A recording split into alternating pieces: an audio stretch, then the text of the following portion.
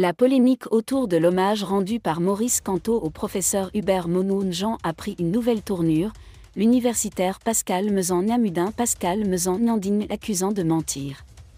Désolé de vous interrompre, ce rapport peut contenir des commentaires soumis au choix de l'auteur.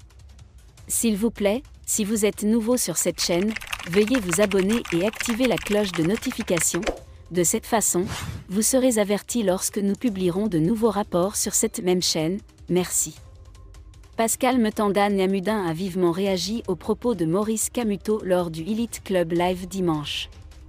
Selon les analystes politiques, le ministre Kamto a menti calmement en critiquant le travail du professeur Monod-Nyana. Le professeur Kanto a commis une grave erreur. Le ministre Kanto a menti. Monsieur Kanto, s'il était un vrai Bamiléké, il n'aurait pas traité Hubert Monod-Njang de cette façon, a déclaré Pascal Mezan-Nyamudin. Répondant aux remarques de Kanto de manière scientifique, Nyamudin a affirmé que les travaux du professeur Monod-Njang examinaient et écrivaient des faits et des arguments spécifiques que certains Bamiléks avançaient à l'époque comme du fascisme national. Nyamudin a également remis en question les écrits politiques de Kanto, affirmant qu'il n'avait rien publié de politique et l'accusait de soutenir les fascistes.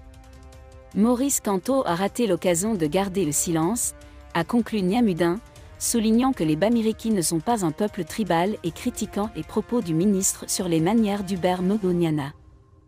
Ce nouveau rebondissement dans le conflit met en lumière les tensions dans la sphère politique camerounaise, mettant en lumière de profondes différences dans les interprétations de l'histoire et de la politique du pays. Si l'on regarde attentivement la cérémonie réalisée avec l'image de Kamto, on constate que le cercueil rouge utilisé a été posé sur une brouette. Hervé Emmanuel Nkom affirme que ce détail n'est pas anodin. Dimanche 26 novembre, plusieurs analystes et leaders d'opinion se sont prononcés sur la cérémonie d'enterrement du président du Mouvement pour la Renaissance camerounaise, MRC. Le franc-maçon Hervé Emmanuel Nkom est l'un des analystes et membres les plus virulents du RDPC. Dans l'émission de télévision locale ZAD TV, il a expliqué pourquoi les cercueils usagés n'étaient pas transportés sur des tables, mais dans des brouettes. Je tiens à préciser que le cercueil n'a pas été posé sur une table, mais sur une brouette. Il est très important. Brouette. Chez nous, les Bantous, nous transportons les déchets dans des brouettes.